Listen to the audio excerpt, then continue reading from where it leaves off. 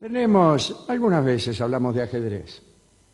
Tenemos algunos datos históricos, cosas que a los jugadores de ajedrez no les va a interesar mucho porque seguramente ya conocen todo esto, pero los que miran todo esto desde afuera pueden sentir ese interés que uno tiene por algunas extravagancias, ¿no? Así que contaremos alguna cosa.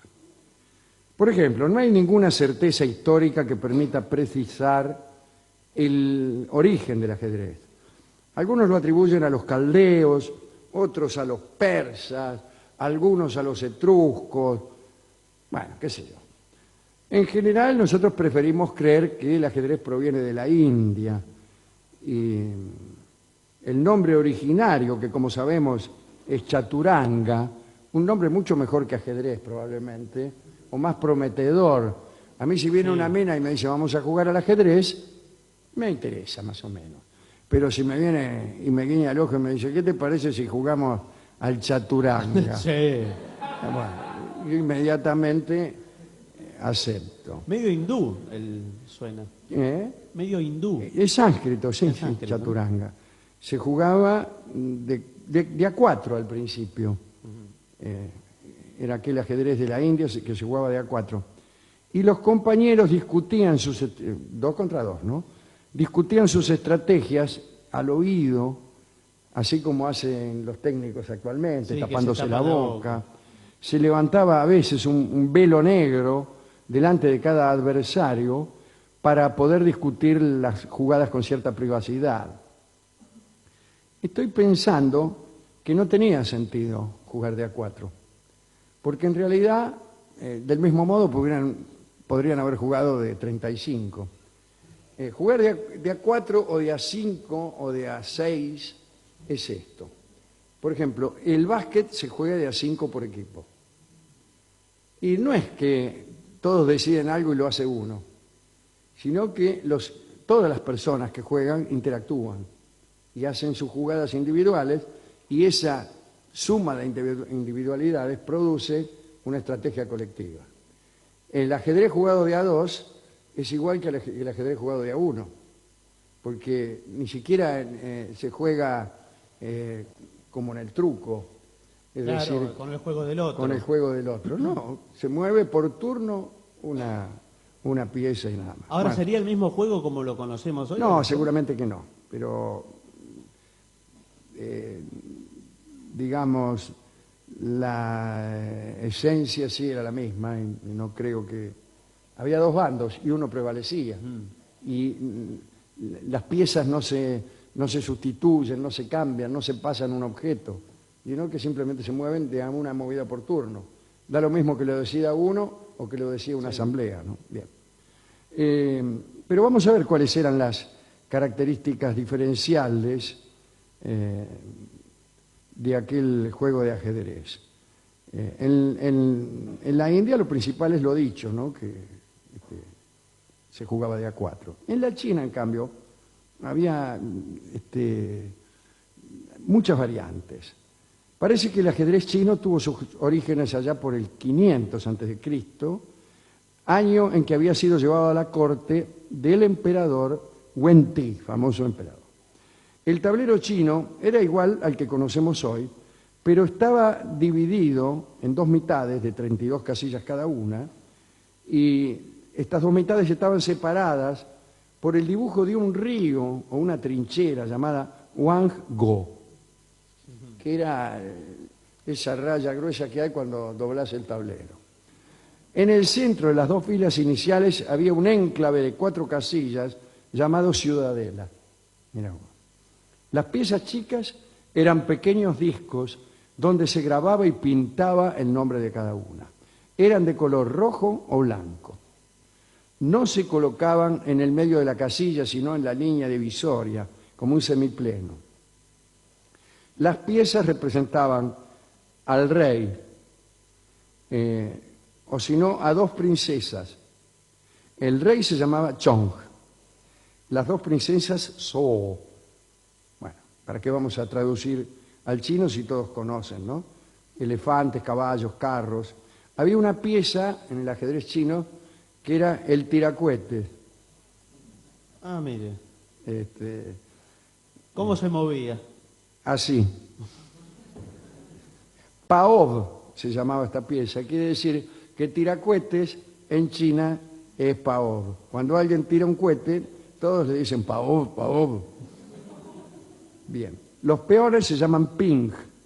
Los elefantes no podían atravesar el río o cañada que dividía el tablero, ya que los ligeros e imaginarios puentes, diría Sábato, que utilizaban los carros y también desde luego los peones, se hundían al paso de los elefantes.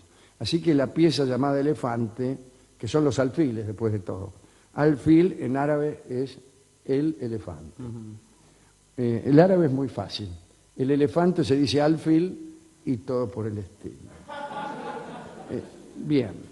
Digo, de manera que los alfiles permanecían siempre a la defensiva en tu campo, en su propio campo. Se cuenta que el ajedrez chino fue inventado por un jefe militar para reanimar el valor de sus subordinados, quienes, según parece, abatidos por un invierno riguroso y por la falta de sus mujeres, después de una dura campaña, pedían que se les dejase regresar a sus casas. Y parece que este general, en lugar de hacerlos regresar, inventó el ajedrez. Y el juego levantó los ánimos decaídos y mantuvo a los soldados en sus puestos. Bueno, cosa que ya habrá conjeturado todo aquel que tuviera experiencia en estas cosas. Ya se sabe que cuando un ejército está un poco desanimado y cuando después de una campaña, por ejemplo, de 5 años en Siberia, los ejércitos quieren volver a Pekín, basta con inventar el ajedrez. Y el ejército empieza a sentirse maravillosamente bien. Hablaremos del ajedrez japonés, en el que también había unas figuras extrañas. Por ejemplo, estaba el leopardo cruel. Eso de calificar a la pieza es estupendo, ¿no? Por ejemplo, el rey usurpador, el alfil de porquería. Claro. Ya sabe por dónde viene, más o menos. Bueno, también estaba el carro de incienso, el carro que retrocede. Había una pieza que se llamaba el carro que retrocede, otra que se llamaba el príncipe heredero, que me imagino muchas veces se subía al carro que retrocede, como ocurre. Había también ciervos, toros, halcones y águilas, era una cosa complicadísima. Sí, no hay lugar para tanto. Y era tal la cantidad de piezas que era difícil encontrar casillas libres para hacer un movimiento, ¿no? También estaba el estratego de las piedras preciosas, que en realidad era el rey. Se le llamaba el estratego de las piedras preciosas. Como se le llama en algunas mitologías el señor de los anillos al rey, ¿no? Bueno. Desde luego había caballos, peones, torres, todo. Las torres en realidad siempre en el ajedrez antiguo era el carro, ¿no? Es más razonable un carro que una torre que se mueva. Sí. Porque fíjese que todas las otras piezas son, en la realidad, cosas que se mueven. El caballo se mueve, el elefante se mueve, el rey se mueve, la dama también y los peones. Pero la torre no se mueve. No. Me dirá usted, estaban hablando de torres de ataque. Es decir, de carros. Estamos diciendo la misma cosa. La torre que simboliza la torre del ajedrez no es la torre de los ingleses. Es más bien una torre destinada al ataque de una plaza sitiada, ¿no? Supongo que será eso. Bueno, este juego en el Japón era muy popular y los primeros europeos que llegaron al Japón observaron esa popularidad. No sé a qué primeros europeos se referirán. Calculo que a los jesuitas, a esos tipos, ¿no? Porque en realidad el Japón permaneció cerrado a todo contacto con el resto del mundo, hasta bien entrado el siglo XIX. ¿Cuándo aparecieron quiénes? Los norteamericanos. Fueron, hicieron una primera primer viaje, un primer desembarco. En general no te dejaban desembarcar, ¿eh? Llegabas al puerto y no te permitían que desembarcara. Y así le fue en la primera incursión. Pero después hicieron una demostración de fuerza, muy significativa, y los japoneses aceptaron. Coincide esto con el comienzo del imperialismo norteamericano, allá por 1850, creo, no me acuerdo quién era presidente, Pierce posiblemente. Y eran tiempos en que empezó este espíritu, que continúa todavía, que en aquel entonces era una avidez desesperada de tierras. Recuérdese que se incorporaron más de 1 millón de kilómetros cuadrados de tierras mexicanas, bastante más. En esa época también sucedió una cosa. Parte una orden presidencial, yo creo que es de Pierce, pero no me acuerdo, que dice: cómprenle tierra a cualquier país, a México y a cualquier país que venda por cualquier plata. Y entonces, lo primero que se les ocurrió fue adquirir Cuba. Vamos a comprar Cuba. Y se reunieron en Ostende unos embajadores americanos. Esto se lo voy a contar bien un día porque tiene su gracia. Y empezaron a decir que había que ofrecerle $1.200.000 a España por Cuba. Y que si no aceptaba, había que declarar la guerra.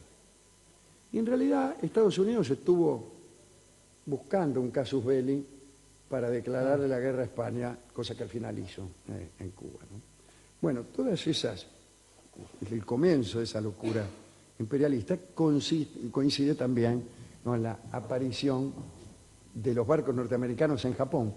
Pero Japón los dejó desembarcar e inmediatamente, con enorme rapidez, se convirtió en la primera nación asiática que empezaba a adoptar todos los hábitos de la vida occidental, o muchos de esos hábitos. Bueno, pero no sé por qué le digo todo esto. Digo porque acá dice los primeros europeos del Imperio de Japón. Bueno, no sé. Había tanto entusiasmo que parece que había un edificio para los jugadores buenos de ajedrez, los jugadores que sobresalían. Te nombraban jugador profesional del Estado, te mandaban a vivir a un edificio, te pagaban todo. Todo ahí. Todo te garpaban. Como el predio de la AFA. Alfajores, tráigame un alfajor. Sí. Está pago. Sí. Un vermú con ingredientes. También, todo por el ajedrez. Todo porque era jugador profesional del Estado japonés, ¿no? Era como un funcionario del Estado.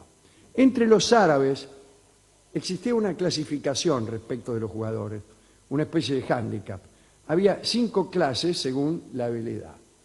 El muy bueno, el más o menos, el regular y el malo. Digo por decir cualquier cosa. Y cuando un jugador alcanzaba la clasificación de Al-Ahad, le tenía que dar ventajas a su oponente, ventajas que eran tanto mayores cuanto peor jugara el oponente. Los buenos por ahí le daban un caballo, una torre, qué sé yo. Dicen que el califa Harún al-Rashid, amigo de este programa, Harún al-Rashid quiere decir a Aarón el ortodoxo. El árabe es muy fácil. Harún al-Rashid significa Aarón el ortodoxo y así por el estilo. Aarón el ortodoxo había llegado a la categoría de Al-Ahad y no había quien lo derrotara, pero mitad también por alcahuetes que eran, porque tenían miedo de ganarle porque por ahí se enojaba y te metías en cana.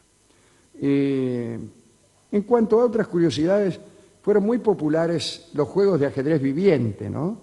La primera partida viviente, es decir, con tipos haciendo de piezas, se jugó en la India a principios del siglo XVI. Como piezas se utilizaron elefantes, caballos, camellos montados por paladines y también soldados de a pie y que hacían el papel de peones.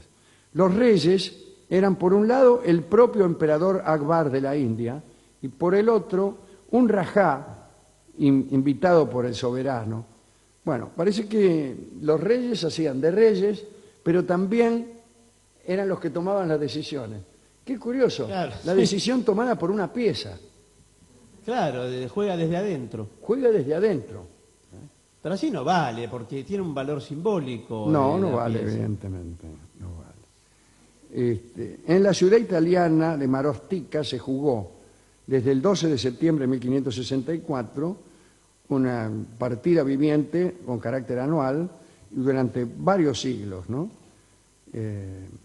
Y el origen de esas partidas se hallaba en una historia. Parece que la hija del gobernador, llamada Leonora Paricio, ¿qué tal, Leonora?, despertó el amor en el corazón de dos jóvenes, uno llamado Rinaldo de Angarano, Sí. el que te pide la mano, y el otro Vieri de Valorana, Sí. el que te pide a tu hermana.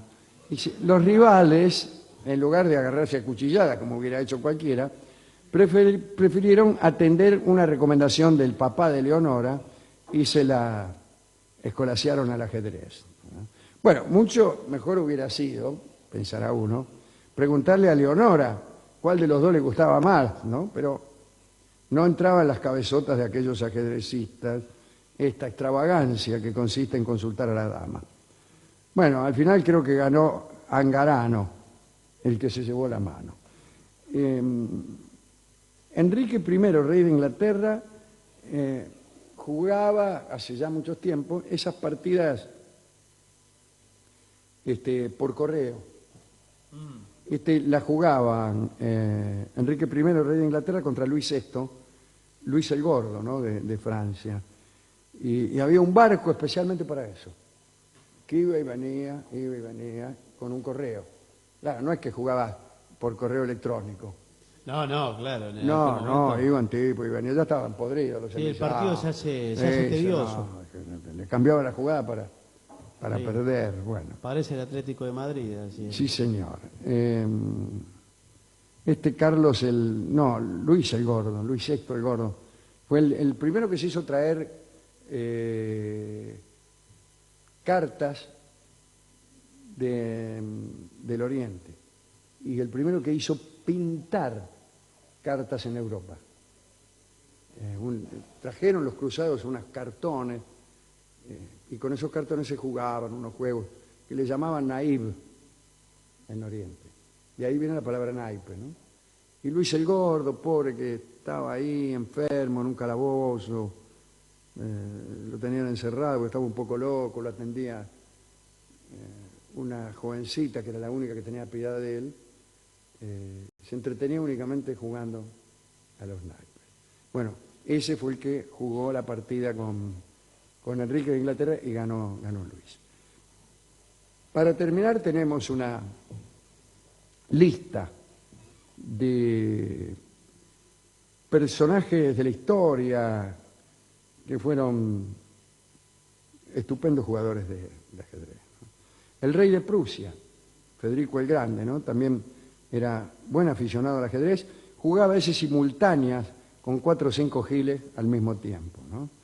Y aquí está la lista: Balzac, Goethe, Ibsen, Nabokov, Edgar Allan Poe, Mariano José de Larra, mirá vos, Don Miguel de Unamuno, Schopenhauer, Leibniz, Voltaire, Rousseau, Marx, Engels, lo escriben con H, Prokofiev, Rimsky-Korsakov, Eric Satie, Ferdinand de Saussure, todos amigos de este programa, ¿eh?